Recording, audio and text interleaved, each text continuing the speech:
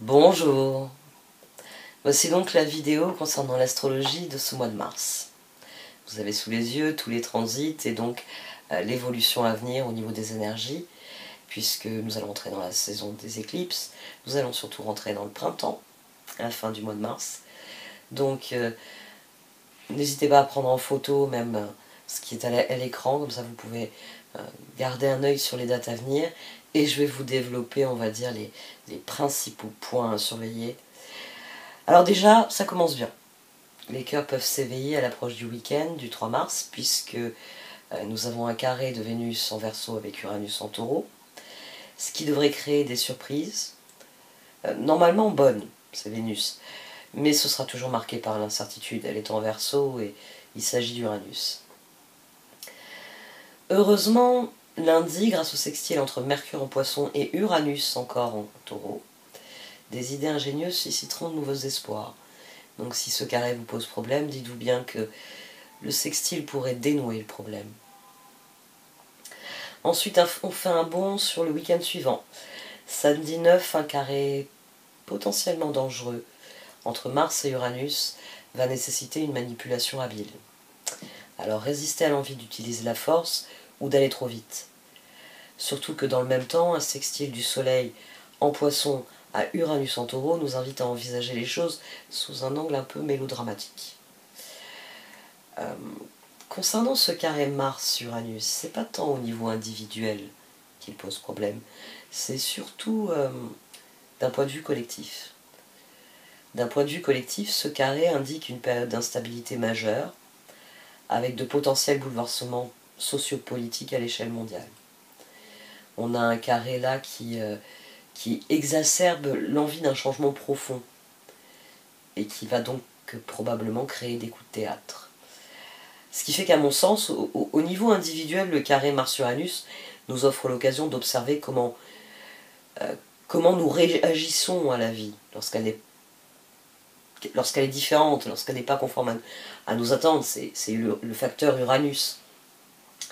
Mais d'un point de vue collectif, ça peut créer une lame de fond et il vaudrait mieux éviter toute prise de risque inutile parce que tout peut se passer beaucoup plus rapidement, de manière beaucoup plus imprévisible, à mesure que l'énergie en Verseau va continuer de s'amplifier.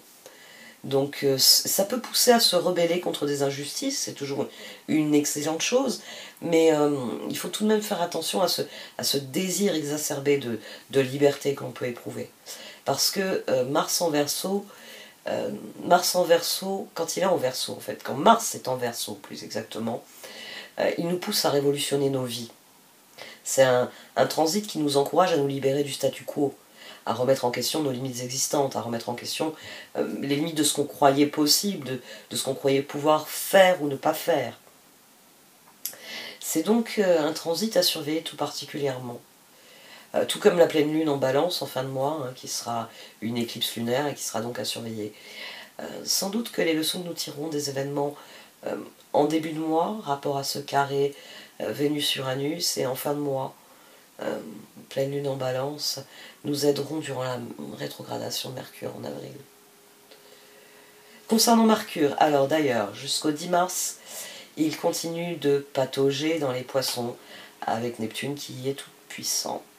Ce n'est probablement pas le meilleur temps astrologique pour s'orienter, mais c'est un excellent moment pour ceux d'entre vous qui cherchent à se perdre dans la littérature ou la poésie.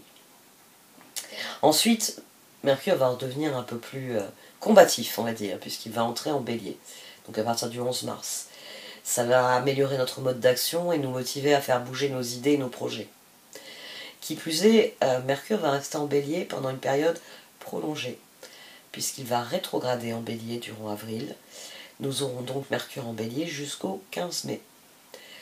D'ailleurs, à venir aussi, l'éclipse en Bélier de début avril, alors que Mercure sera rétrograde, ça pourrait nous tourner vers de vieilles idées, ça pourrait nous faire désirer de secondes chances.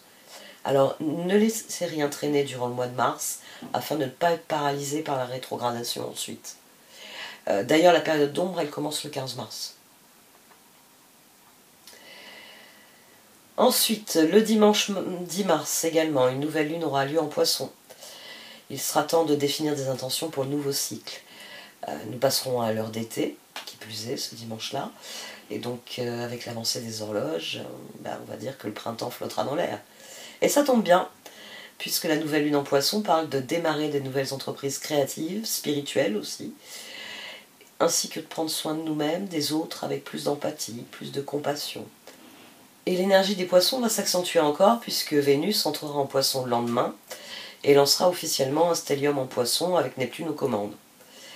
Donc l'énergie des Poissons, elle est idéale pour explorer l'imagination, pour la créativité, pour toutes les formes d'art. Elle est aussi excellente pour explorer votre côté spirituel, pour développer votre intuition, pour prêter attention à vos rêves. C'est aussi une énergie qui permet d'exprimer plus d'empathie, plus de compréhension, et donc de se rapprocher des autres. Il est possible aussi pendant ce stellium en Poisson, nous devenions plus conscients de ce qui nous a été caché, notamment par le grand Neptune, qui depuis qu'il a plongé en Poisson, génère un brouillard assez épais. Oui, il est possible que quelque chose sorte de l'ombre pendant qu'il y a ce stellium en Poisson. Il est possible que Saturne ait exhumé, on va dire, des choses qui vont venir sur le devant de la scène. De toute façon, c'est une ambiance qui durera jusqu'à la conjonction Vénus-Saturne du 22. Parce que Saturne va jouer les tueurs d'ambiance, probablement. Mais il peut être très utile lors de cette conjonction Vénus-Saturne, si vous avez besoin de renforcer certaines limites, ou si vous voulez être plus sélectif sur certaines choses, il vous y aidera. La semaine suivante est relativement calme, productive. On a la dernière conjonction majeure de l'hiver, le dimanche 17 mars, entre le Soleil et bien justement le mystique Neptune. Les rêves pourraient être prophétiques pendant cette conjonction. De nouvelles informations pourraient mener à un changement. Alors ça peut être dans tous les domaines, c'est assez collectif. Ça peut être plus spécifiquement dans une relation. Non, pas forcément. Il y a des nouvelles options qui émergent avec cette conjonction Soleil-Neptune. Et ça émerge d'autant mieux que le jour suivant, nous avons l'équinoxe vernal, qui est l'entrée du Soleil en Bélier. Il s'agit donc de renouer avec l'aventure. En effet, le Soleil en entrant en Bélier le 19 mars donnera le coup d'envoi de la saison du Bélier, de la nouvelle année astrologique, et donc nous rendra plus énergiques, plus enthousiastes. Ce sera le moment de prendre des initiatives, mais il faudra rester conscient de la rétrogradation à venir dès le 1er avril. Mars entrera à son tour en Poisson le 22, apportant de l'énergie et du dynamisme pour les activités spirituelles, la créativité, l'intuition. Nous pourrions avoir besoin de plus de temps pour nous reposer afin de nous ressourcer. Avec Mars, il peut nous pousser un petit peu à nous mettre en retrait, parce que nous serons à la veille de l'éclipse lunaire en Balance du 25 mars. Et ça va attirer notre attention sur nos relations, sur la façon dont nous interagissons les uns avec les autres. Et surtout, l'éclipse peut aggraver les problèmes existants.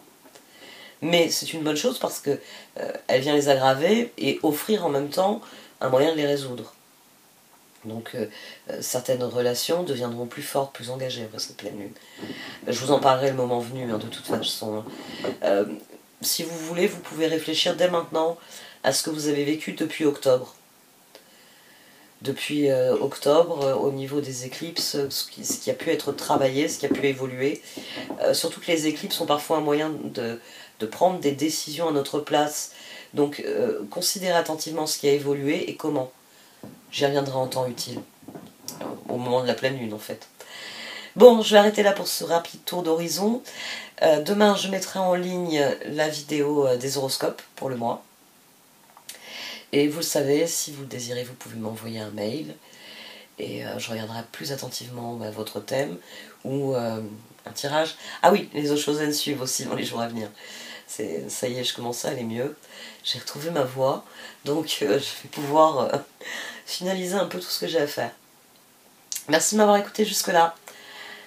Vous pouvez liker, commenter ou partager cette vidéo. Au revoir.